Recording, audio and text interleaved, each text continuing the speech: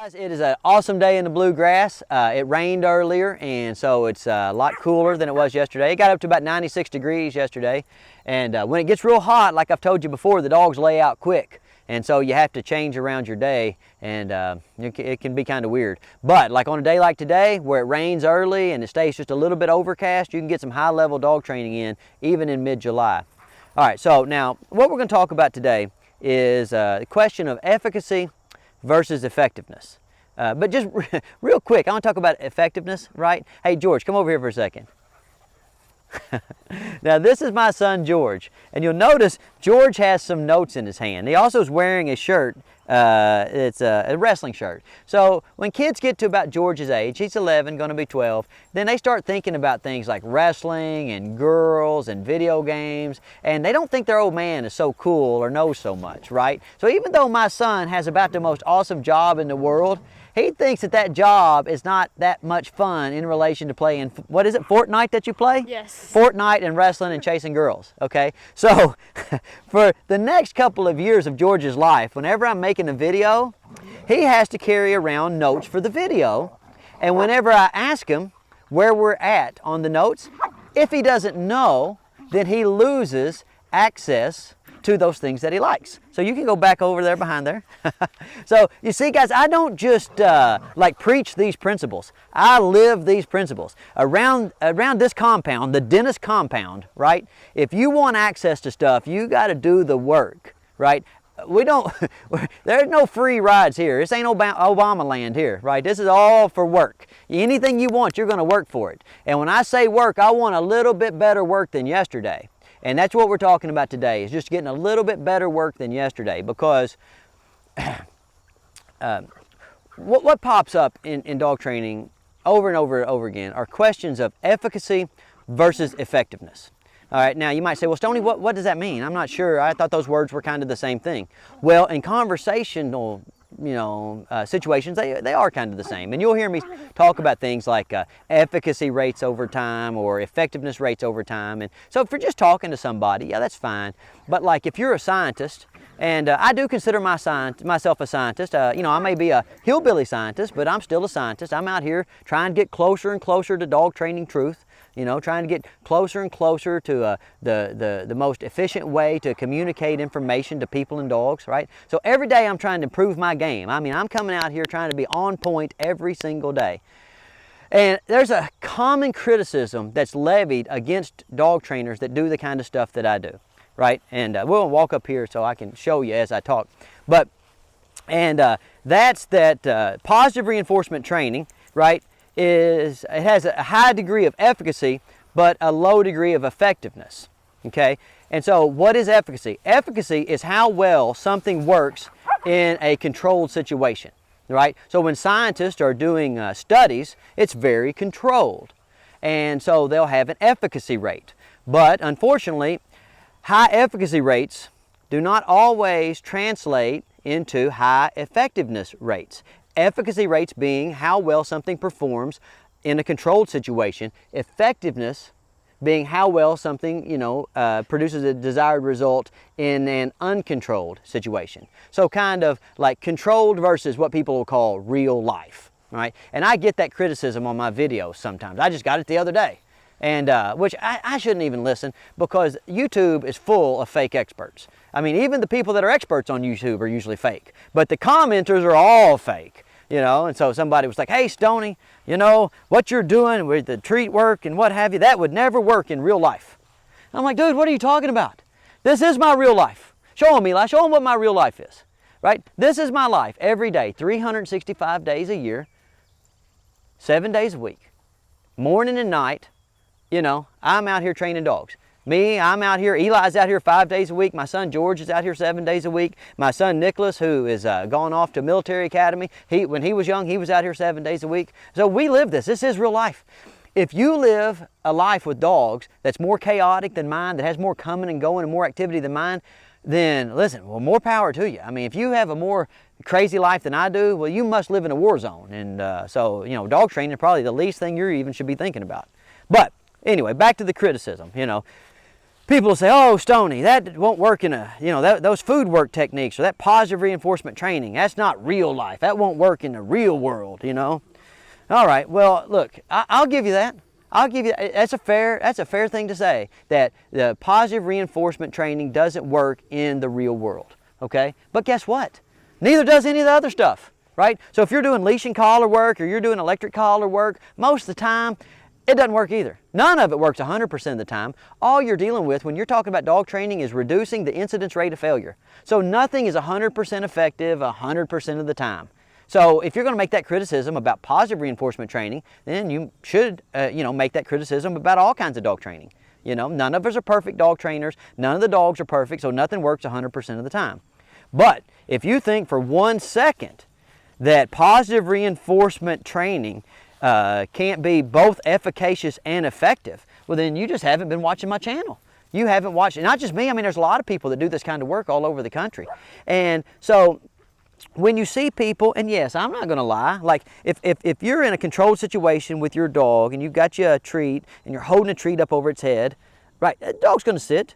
I've never seen a dog that wouldn't sit in the kitchen by the cookie jar, right? Now, that's an efficacious technique. Take a treat by your refrigerator, pull it up over your head, and the dog will sit. So in your kitchen, that technique is a 100% efficacious. Now, as soon as Aunt Sally comes to the door, right, it doesn't work anymore, so it's not effective, right? Does that mean that food work with the dog is not an effective part of an overall strategy? No, it just means that the person employing those techniques doesn't fully understand the methodology, all right? And that's the same thing with leash and collar work. I mean, like leash and collar work happens in a controlled situation. You go out in the yard, you put a leash and collar on your dog, and you manipulate the dog into minding like you want to, all pressure-based systems. And that would be like, electric collar work or leash and collar work, where you put pressure on a dog, the dog relieves the pressure by engaging in the specified behavior, right? All of it, every bit of it. It's a controlled environment, right? You had to put your leash and collar on your dog. You had to put the electric collar on the dog, whatever, right? And so, like, it works in a controlled environment, so it is efficacious. And it works, if done properly, in a real-world environment, so it's effective. And so what I'm saying is positive reinforcement training is efficacious, right? It works in a controlled environment, and if not done properly, it does not work in the real world. But I'm saying that's the same thing with leash and collar work, electric collar work, or any of the so-called pressure-based systems. Positive reinforcement training can be efficacious and work in a controlled environment and also effective, right? As can leash and collar work and electric collar work, if the methodology is employed correctly, right, and in the right kind of environment. So that's what we're going to talk about right now. Why do I choose this kind of training, and not the pressure-based training? I grew up doing the pressure-based training, and to be honest with you, like, I'm good at it. I'm as good at it as what a person can be, and sometimes I teach it. Like, I'll have an old fella come out here and he's like, Stonnie, I just like doing it the way I always did it. Can you just show me, remind me, polish up my rough edges? Yeah, sure. Yeah, I'll teach you, But if you come out here and you ask me, say, Stonnie, how do you like to do it? Well, obviously, if you watch my video channel, you see how I like to do it because it's fun. Guys, and the one thing I can tell you that 100% true, right, is the most effective dog training is the dog training that ultimately gets employed in the home environment, right? You can give people a great system. If they're not going to do it at home, it's not going to work, right?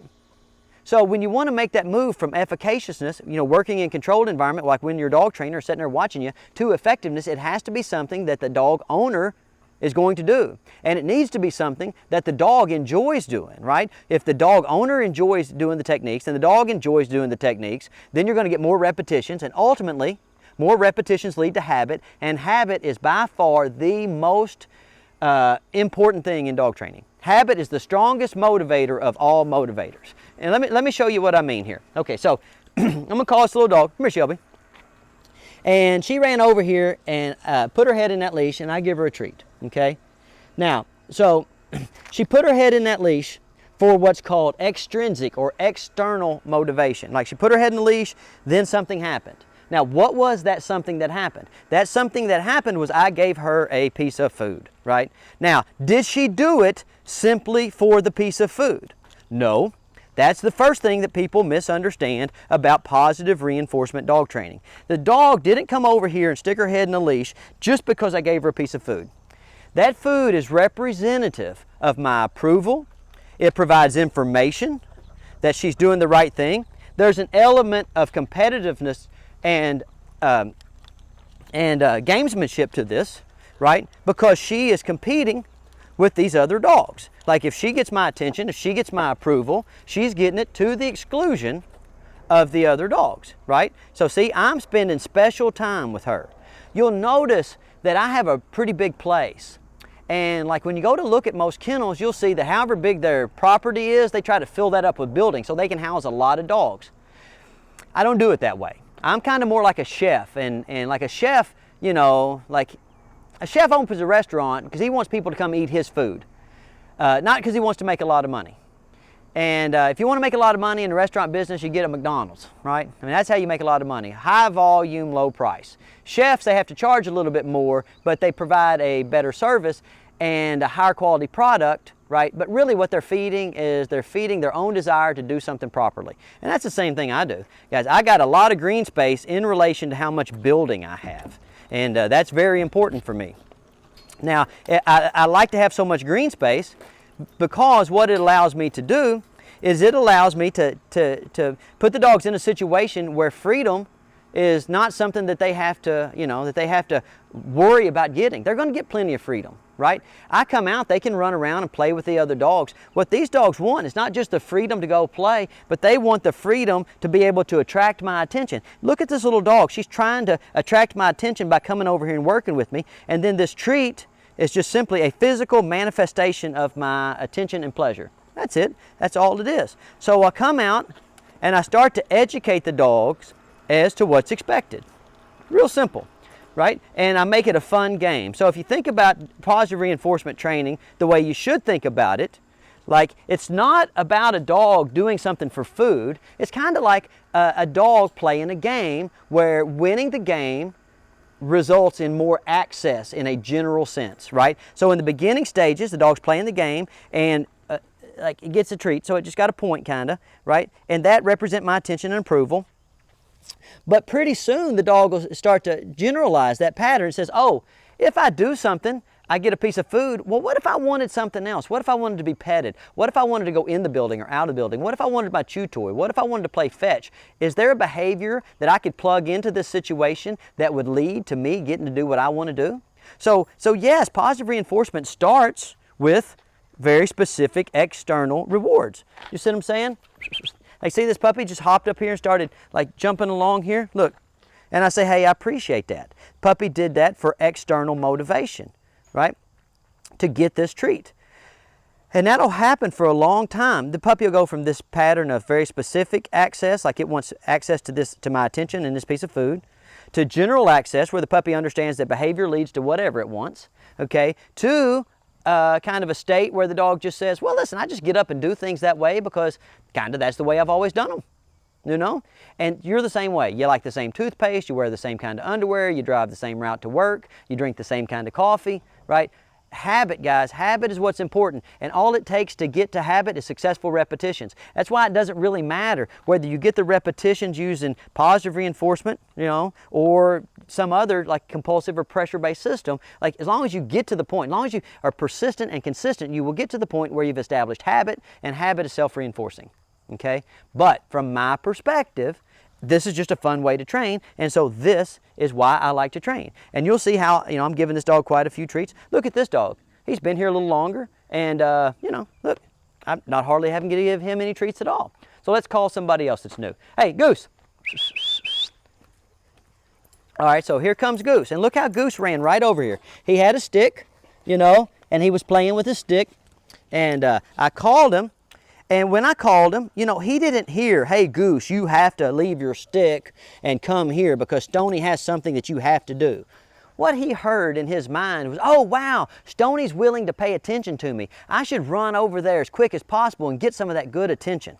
I just find that a fun way to train. Come on, Goose. Now, I'm still in the phase with this young dog of having to provide physical manifestations of my pleasure, or what's called extrinsic or external motivation, and so that's why you'll see me give him some treats every so often. But guys, he's 16 weeks old. And I mean, look, if I have to give him some treats, is that really such a high price to pay? if I was doing traditional training, I would have to give him some corrections. If I was doing any kind of pressure-based systems, you know, at 16-week-old, he's not going to be 100% reliable.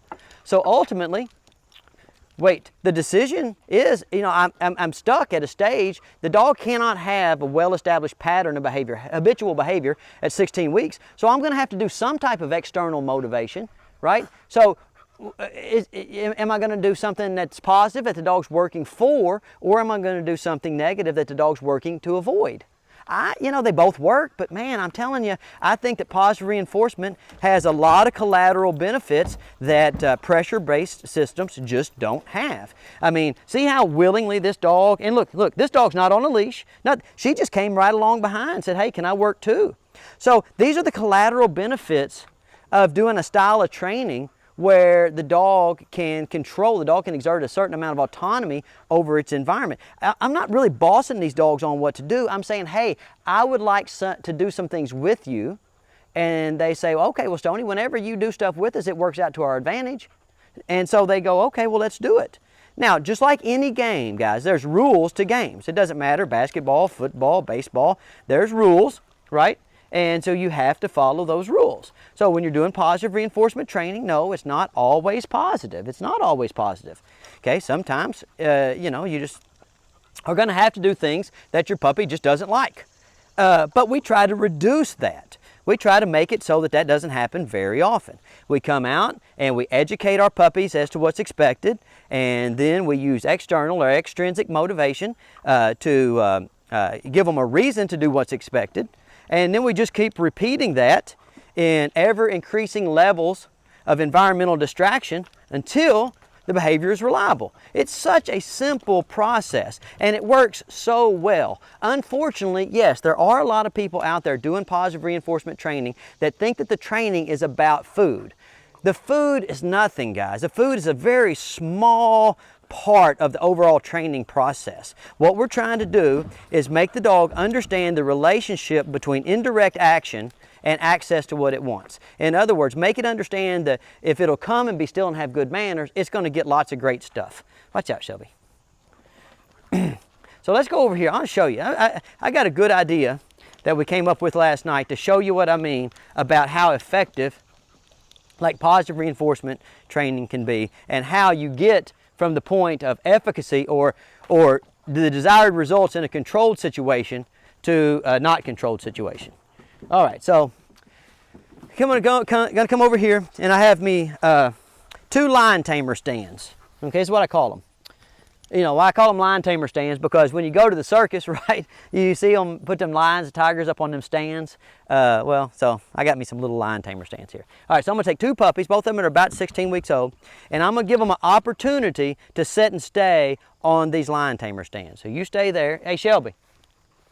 Shelby. Shelby. Come on, Shelby. Shelby, Shelby. Now, Shelby's over there eating. I think I spilled some treats. Hey. Come here, nerd. Up, up. Good. All right, so I teach these puppies, Goose. Now, this is also a name recognition drill, guys. So you'll see sometimes if I try to call one of the dogs that the other dog comes. And that's perfectly normal, right? When you're working towards reliability, remember what you're doing is you're reducing your incidence rate of failure. You don't go from not doing it to doing it perfectly, like overnight. It's not doing it to doing it sometimes, to doing it more times, to doing it most of the times, to doing it almost all the time, right? Remember what I told you. No dog training system is 100% effective 100% of the time, because people aren't 100% you know, consistent or persistent, and the dogs, you know, they got things they want to do. So I put these dogs up on these lion tamer stands, and I start just, you know, saying, okay, here's the rules of the game, this element of the game. You're going to stay there, and you're going to compete with these other dogs, and if you do a good job of playing by the rules, every so often you're going to get you a point. You're going to get a reward. Okay? Now, every day, what I do is I add time in between. Oh, come on, get up there. Every day, what I do is I add time in between the rewards. Now see, and you'll lose them every so often, right? It's okay. It's okay. You know, there's no reason to fuss here. This is where like traditional trainers, right, or traditional training methodology would have you start fussing.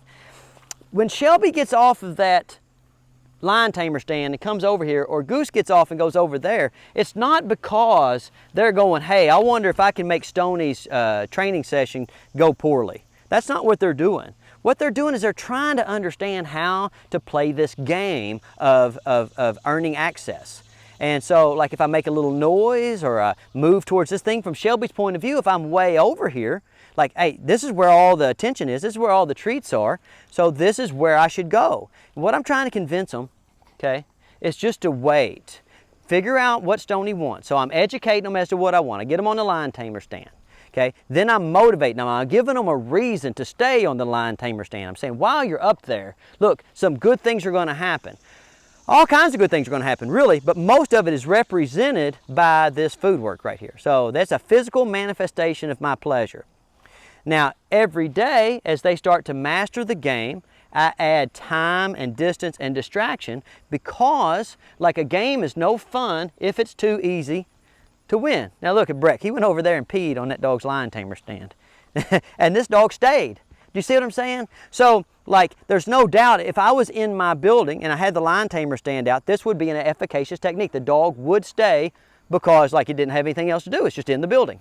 So I bring them out here and I practice in a chaotic environment. Like, you know, it's hard to stay with somebody peeing on you, but look what Goose did. He stayed. Now, so every day I'm going to add time and distance. So distance away from the dog, time in between my treats, okay? And then what I'm going to add is levels of distraction, okay? So like today, what we're going to work on is getting them to stay with the motorcycle on. So I put my motorcycle on, and Shelby, she messed up. Okay, she didn't mess up because she wanted to mess up my video.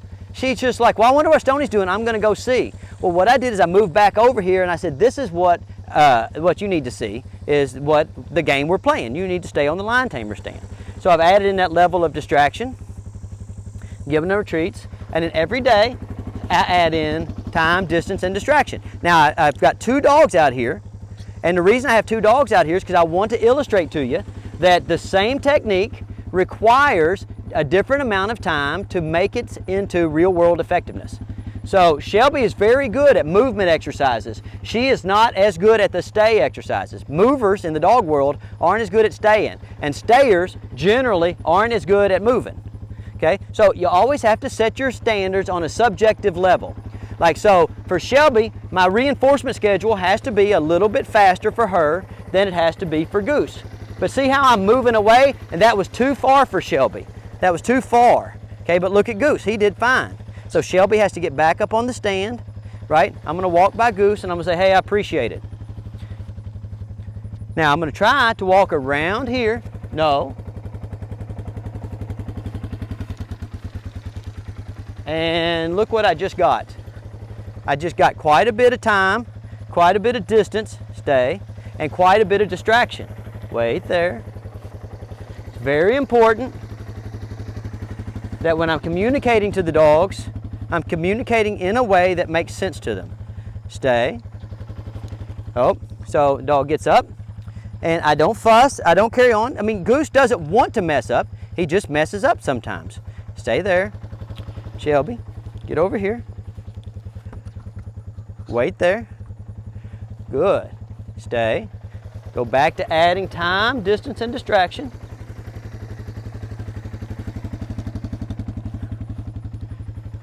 Good. Stay. Good.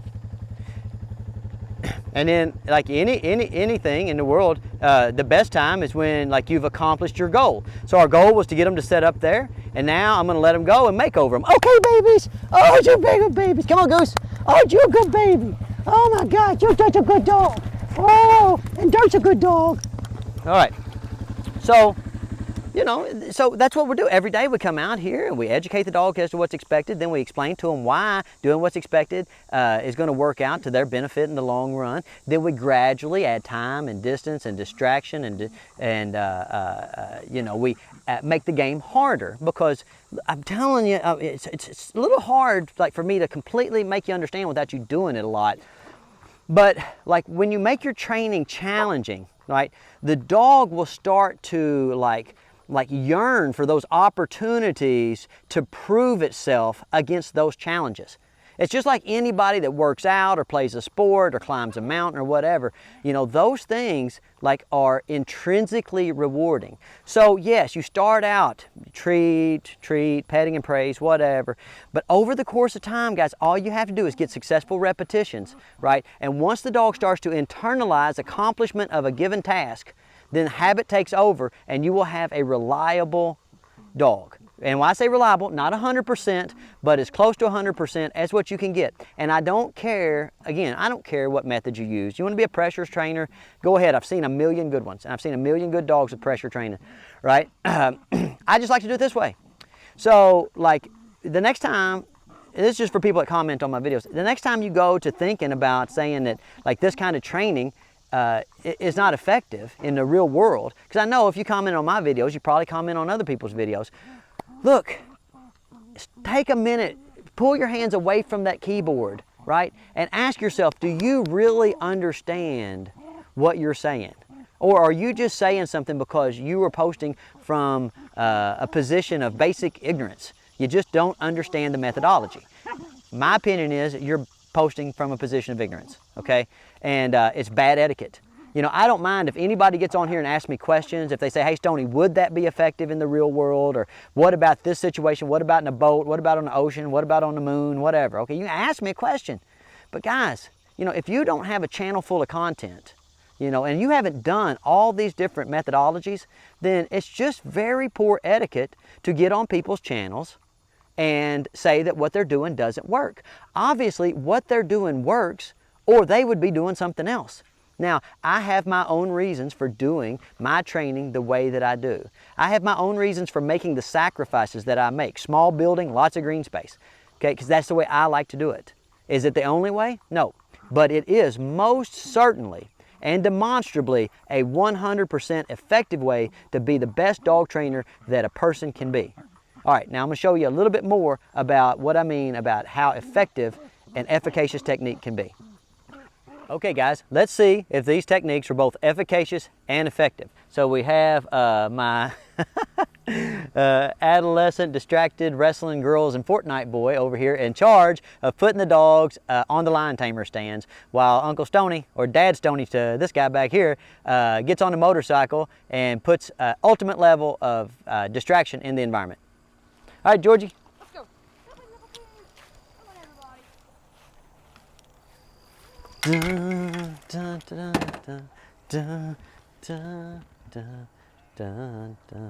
Now remember, my son's 11 years old, and like, look, besides the fact that he's, you know, fumbling with his leashes, you know, he's going to get these dogs up here, and we're going to see if an 11-year-old boy can get a dog to stay, you know, and see if these dogs will pay attention to an 11-year-old dog, oh boy.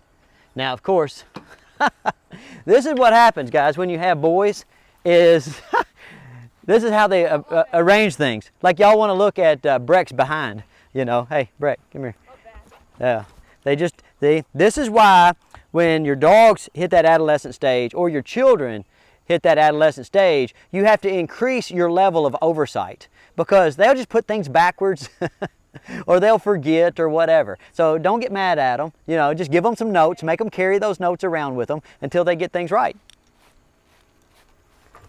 Dun, dun, dun, dun, dun, dun.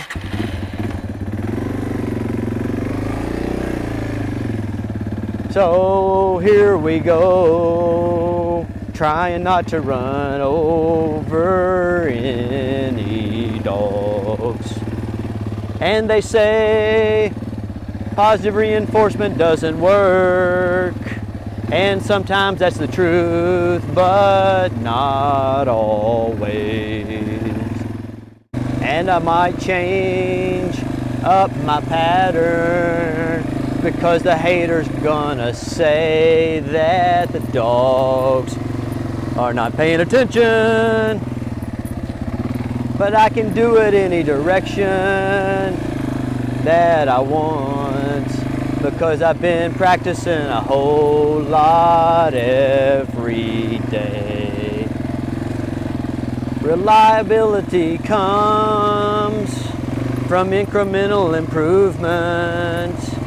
So if you do things right, this style of training is awesome. So be careful what you post, because you'll look really silly when you try to act like what I do does not work. Because I'll prove it every time, then I'll ask you to do the same. So I guess the bottom line is that if you're going to criticize Uncle Stonnie, then you need to put up some content and prove that you can do it better. All right, get out there, train your dogs, have a good time.